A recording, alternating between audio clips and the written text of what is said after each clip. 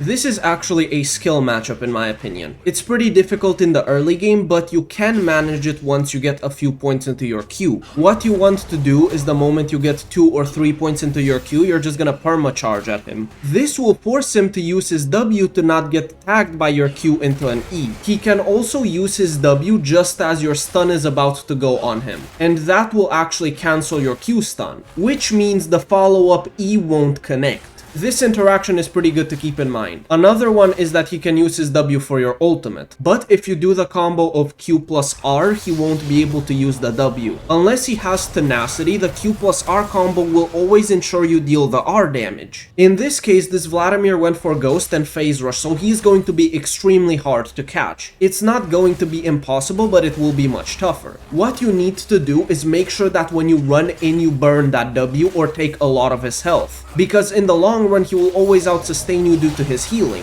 And when you go in and burn his W, he will most likely get a Q off and a fully charged E. And obviously you will lose a lot of health from that and you're gonna lose that trade. But your Q cooldown is lower than his W cooldown, so you can charge again on cooldown and make sure that he loses more health. And that can potentially set him up for a dive. What I like to do is rush Boots of Swiftness into Cosmic Drive. You can also buy heal reduction into him if you wish, it's better later on. And after Cosmic Drive you can go for something like Dusk and Dawn or Spirit Visage. Once you get to level 13, you will have a fully maxed Q and W, and that is huge, because the W healing will help out a lot against them, and you might even be able to easily tower dive him the moment his W is down. And if he does not flash your ultimate damage or ghost away, he just dies. And if you play against a Vladimir that is running Flash Ignite with Summon Airy, he's going to be very strong in the lane, but it means that he's basically never gonna be able to run away from you. Try not to teamfight against him because he will absolutely explode your entire team. The damage he does is absurd, so it's better you sit on side lane and pressure out the towers.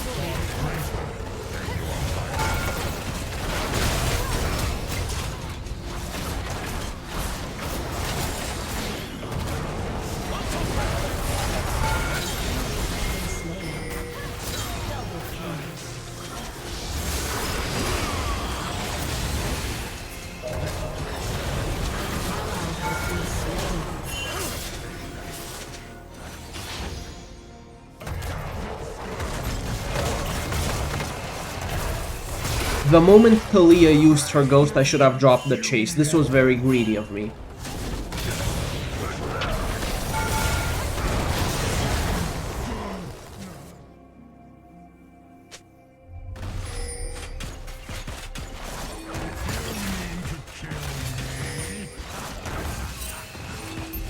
Anytime I wanted to all-in the Talia, I was afraid that someone was hovering her, and Viego was actually perma-hovering Talia. This time I managed to escape, but the next time it happened, I didn't. It would have been very good if my own jungler were to hover me, and then we could 2v2 it, I'd say. The land suffers, but it is not dead.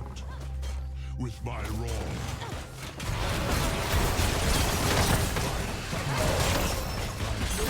has been destroyed. A summoner has disappeared. Defeat.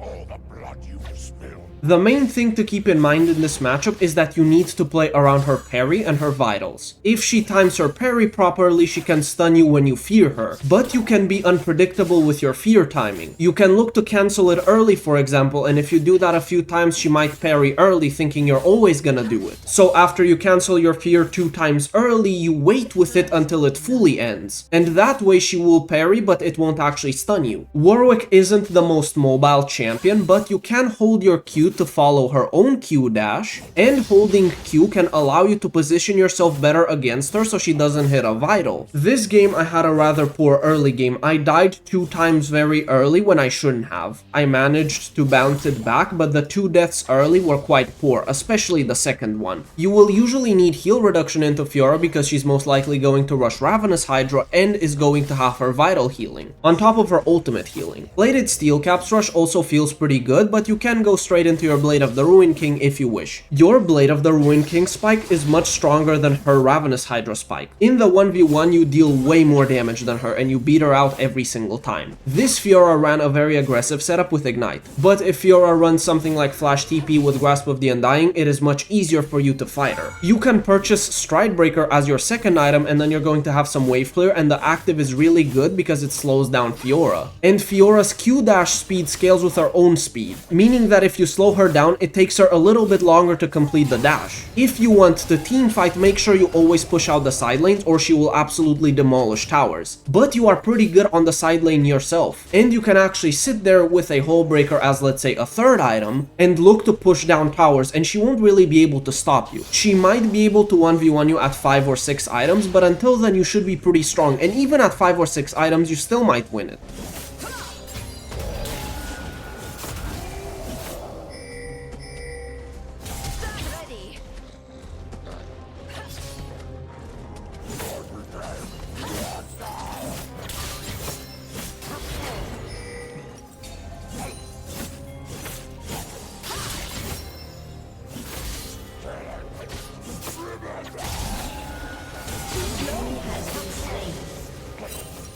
Sword will fight back.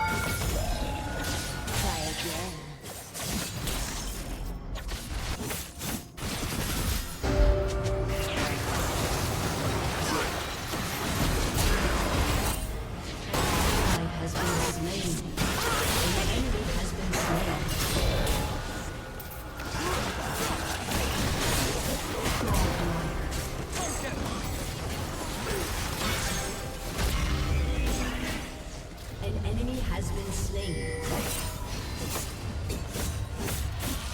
Enemy double kill.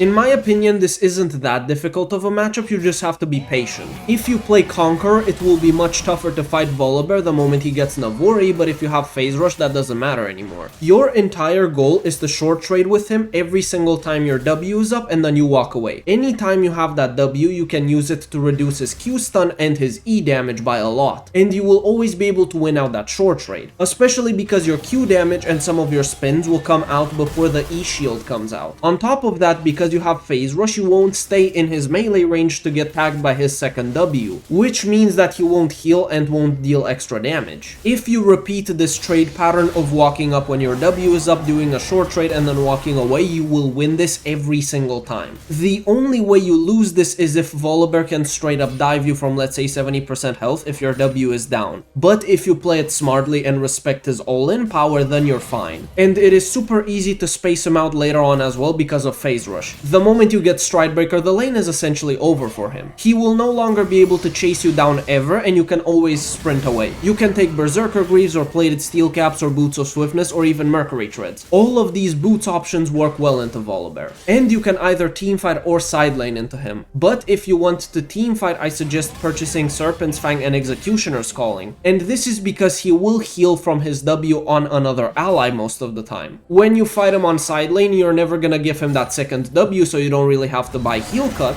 And you can buy Serpent's Fang if you wish, but again, because you won't sit there after his E shield comes out to fight him, it doesn't really matter. But if you actually want to sit in his melee range a bit more and fight more, you can buy both of them and then have more dueling power in melee. But if you want to take that approach, I recommend going for Conqueror and being aggressive in his face, because you do need to hard shut him down before he gets Navori as Conqueror Garen, or you start to lose the 1v1.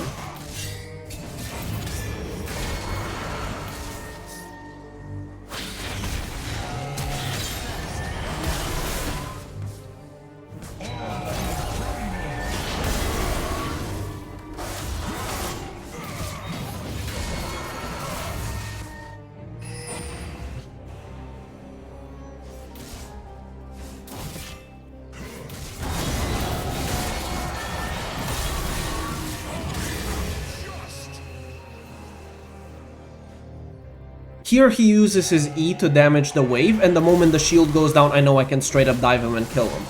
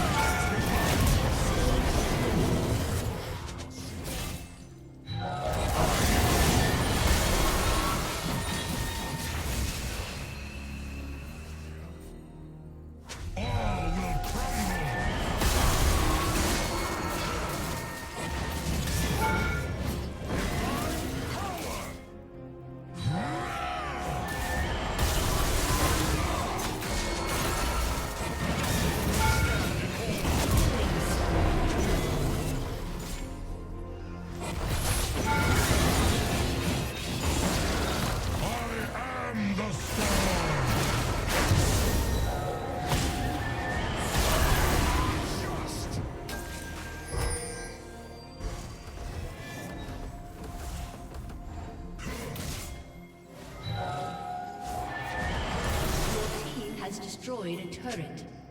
Enemy killing spree. Let no beast or shadow stand.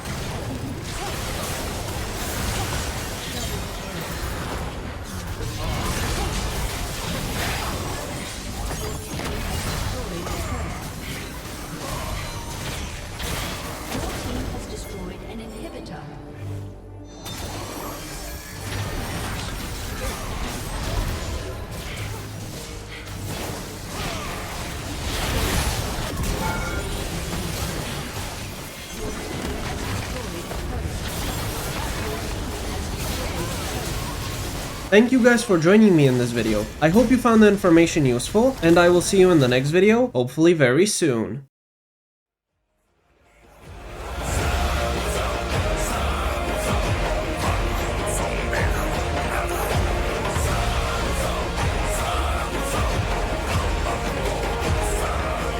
I am favored by the gods.